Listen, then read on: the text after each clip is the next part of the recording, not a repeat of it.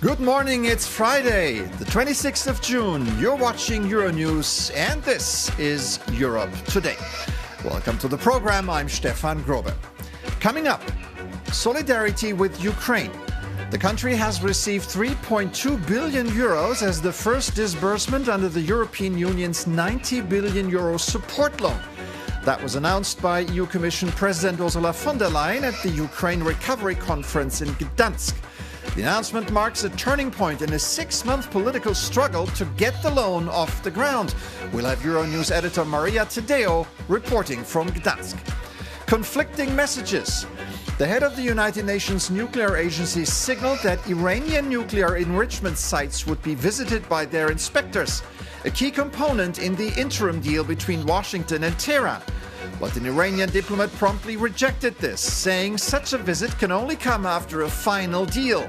A denial that highlighted the precariousness of the ongoing talks. We'll speak to a former Iranian negotiator. Catastrophe in Venezuela. Following the devastating earthquakes in that South American country, the international community has mobilized to provide urgent humanitarian assistance. Countries from the Western Hemisphere, the European Union, and even China offered help after 2 major earthquakes struck west of Caracas. The number of victims is still unclear, but could reach hundreds, if not more. We'll get an update from the EU Commissioner for Humanitarian Aid and Crisis Management, Hadja Labib. And what happened at the World Cup last night. I'll fill you in. But first, the Ukraine Recovery Conference. Widely viewed as Europe's biggest reconstruction project since World War II, Kiev expects to sign agreements worth more than 1.5 billion euros during the conference, with deals expected to include projects in housing, infrastructure, and regional recovery efforts. Needs are estimated at hundreds of billions of euro and span virtually every sector of the economy, from energy and transportation to defense manufacturing, industrial production, digitalization, and urban redevelopment. Euronews editor Maria Tadeo is in Gdansk and sends this report. Well, yes, Stefan, good morning. And we're here in Poland for the second day of the Ukraine Reconstruction Conference. This is a conference that's been running now for a number of years, but in 2022 fundamentally changed, and it became very much a business conference about the reconstruction and the future business opportunities in Ukraine. The goal of this conference is to bring together investors, foreign capital, and get them to put money in Ukraine. This year, however, far from being just a business conference, has been totally eclipsed by the politics and that diplomatic spat between Poland and Ukraine. Just days before the conference started, the Polish President Nawrocki took away a medal from President Zelensky, the highest order of merit from Poland, after a military unit in Ukraine was renamed the Ukrainian Insurgent Army. For the Polish President Nawrocki, he said this was an insult, and he had damaged and hurt the memory from the Second World War of many Poles who were killed by this particular unit. The president of Ukraine then responded back, saying that this has nothing to do with the Polish people, also said that many other units had been renamed in this war, and suggested that it's being weaponized for political reasons in Poland, looking into an election next year. That meant that yesterday, Volodymyr Zelensky did not participate in this conference. He skipped the opening ceremony. There was, however, a delegation led by the Prime Minister of Ukraine.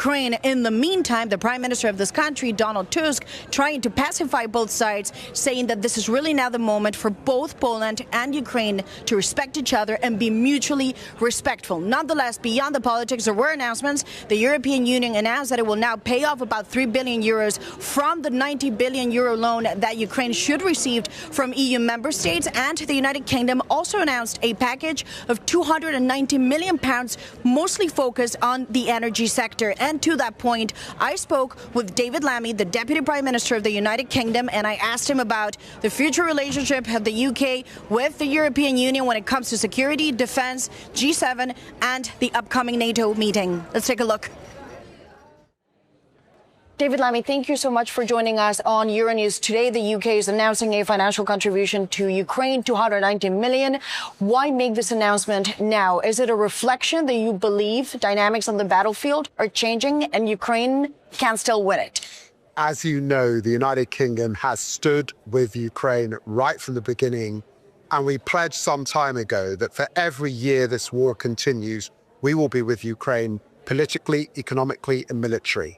Our announcement today, of course, comes on the back of successes on the battlefield, a strong and good G7, which was a strong statement from the United States as well as European partners on the situation, and a desire to support Ukraine until we get that peace. And, sir, you mentioned the G7. There was a statement with language that objectively was much stronger than a lot of people believe would end up in the declaration. And there's also a form of unanimity now with the United States seemingly also endorsing the language. Do you get a sense that both the UK and the Europeans, you've managed to sway the US president, and now he agrees with you? Ukraine is in better shape than it seemed at the start of the year. I think we'll see in NATO in the coming weeks that the United States is seeing Europeans step up in terms of our commitments to defence and to spend across Europe.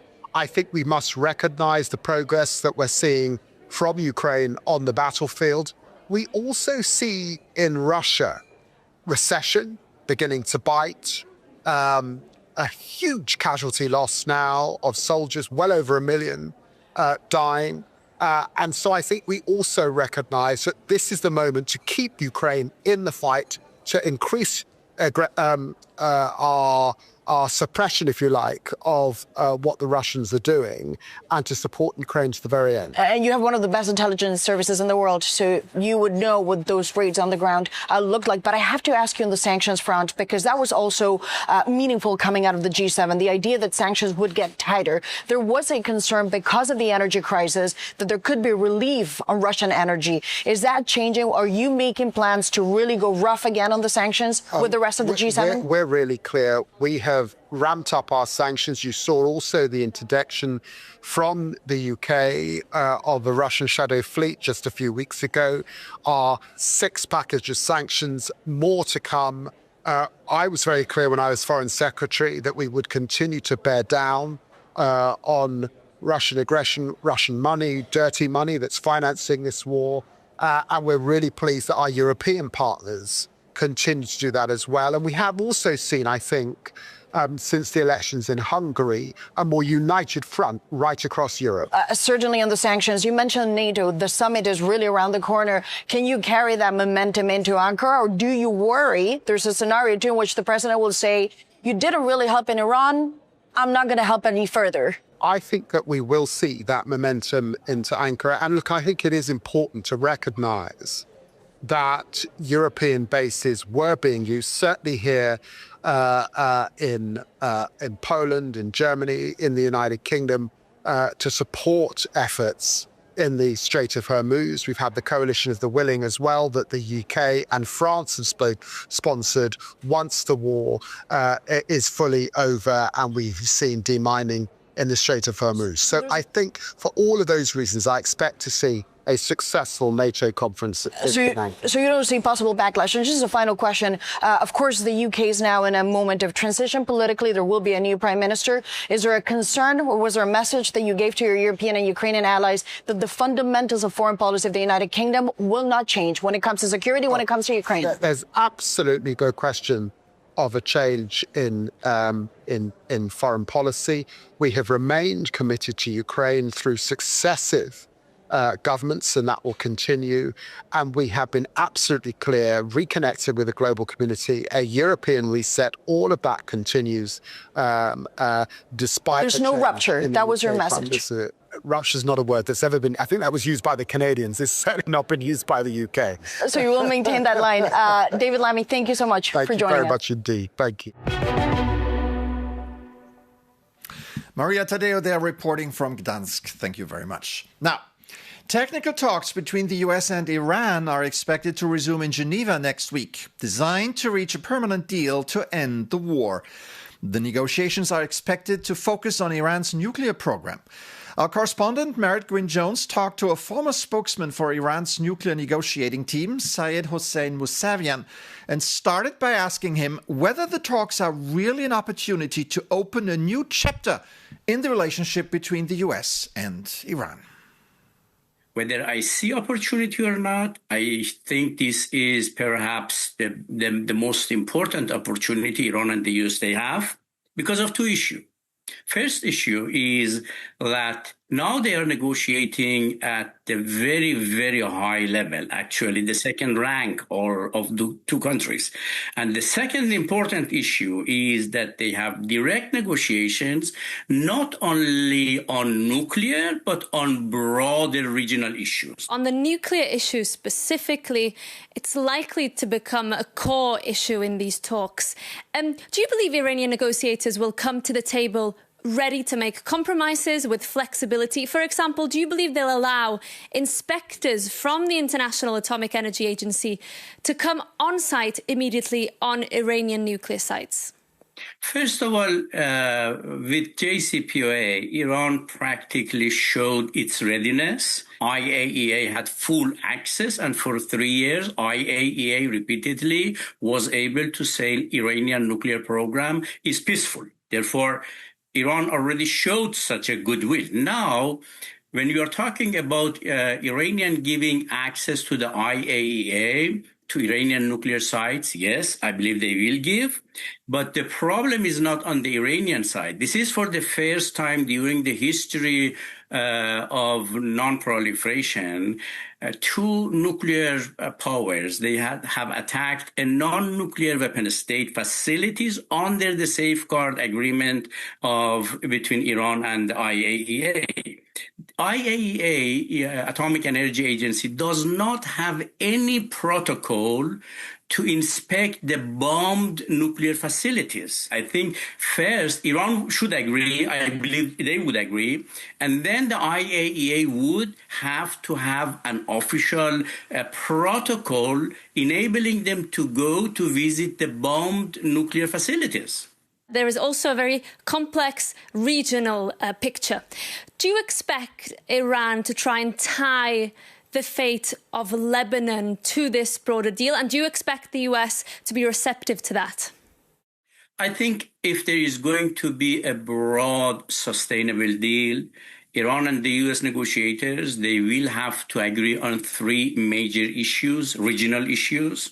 One would be between Iran and the US bilateral and regional. The second should be about Iran and the US Arab allies in the region, the Persian Gulf, the stability of energy, the Strait of Hormuz, about maritime security in the Persian Gulf. And the third is about Iran and Israel.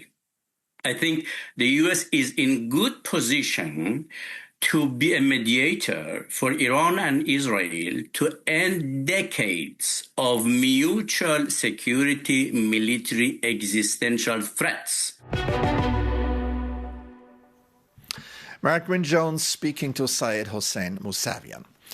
And now to the horrifying earthquakes that shook Venezuela yesterday. More than 10,000 people have been reported missing after the area around the capital Caracas was hit by two strong horror movie tremors, as one witness described it. Experts are predicting the number of people killed will rise. Residents posted videos of collapsing buildings and screaming survivors ducking for cover. The international community acted immediately and offered wide-ranging assistance. For more on this, let's bring in the EU Commissioner for Humanitarian Aid and Crisis Management, Hadja Labib, who joins us from Budapest. Good morning, Commissioner. It's great to have you on the show. Good morning. Thank you for having me. Do you have a sense of the magnitude of the disaster yet? And what is the EU doing to help in terms of money and in terms of manpower? Yeah, we have proactively entered in contact with the Venezuelan authorities to propose our humanitarian aid. You have to know that we are already on the ground with our partners, with our office, and so we activate our Copernicus satellite to assess the magnitude of the damages. It's still monitoring, and we were already with our humanitarian aid providing 52 million of humanitarian support for only this year. And of course, when the back-to-back earthquakes happened, we proposed to step up our humanitarian aid. 7 countries have already responded with search and rescue team. So Venezuela activated our solidarity, European solidarity mechanism, which is the civil protection mechanism. Spain, Italy, Czech Republic, Luxembourg, the Netherlands, Germany and France proposed search and rescue teams, mobile telecommunication advices and so on. So we are already on the ground, and many countries are ready to step up. Commissioner, Venezuela has faced years of economic and political turmoil. How do those existing vulnerabilities complicate the delivery of humanitarian aid and the assessment of needs on the ground? Yeah, exactly. That's the situation that we are facing today in Venezuela. You have to know that more than 7 million people depend on humanitarian aid. And so the situation was already severe. And we are monitoring the situation right now and expecting some heavy rains and turmoil. And that's why we are really on a hurry to save as many lives as we can. That's why our first response were search and rescue team, because we need to remove the concrete and to save as much as life as we can. In this kind of situation, every minute counts. But as you rightly say, the situation, the economic situation and humanitarian situation was already dramatic. All right. EU Commissioner Hadja Labib on EU assistance for Venezuela. Thank you so much for your time this morning, madam. The extreme heat that is baking Europe these days is melting national records. France and Belgium endured their hottest day since records began. Britain and Spain hit new records for any day in June. Experts speak about a heat dome-driven furnace for the second time in 2 months. Now, heat domes are persistent high-pressure systems which act like a lid on a pot, trapping hot air and pushing it downward. How do people cope with the sweltering heat? Adnan Leal braced the temperatures and looked around in Brussels. Extreme heat has placed parts of Belgium on red alert. It's too much warm, with temperatures reaching up to 40 degrees. Are you prepared to survive 40 degrees? In Brussels, the alert is at the second highest level, and schools are adapting their activities to cope with the heat wave. But how are people outside coping with it? I bought myself a lighter clothes. Under the trees, and then we have the fan, very nice. Drinking a lot of water. Experts say taking small precautions can already make a big difference. Heat-related mortality has gone up 30% in the last 20 years in Europe. We can reduce that mortality by developing habits and actions at the personal level. There is a clear need to develop strategies to cope with these extremes. They have the potential to pillars. Temperature are going up and we continue to go up. Even if we were to stop emission tomorrow, which we are not, records breaking shouldn't be a breaking news, because in a sense it's a natural consequence of the fact that the world is warming up. Adnan Leal reporting from Brussels. And now the World Cup with the second final match day of the group stage.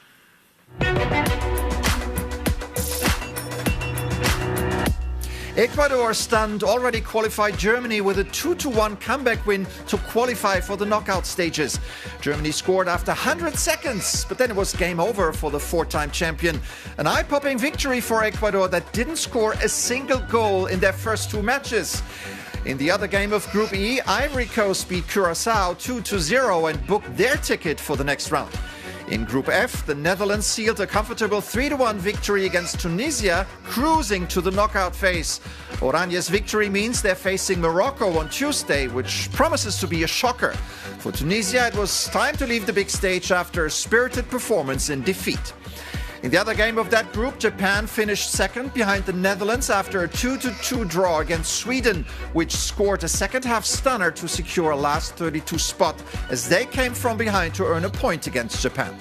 Then in Group D, Turkey against the United States, a game about nothing. The Turks were already eliminated and Americans already qualified.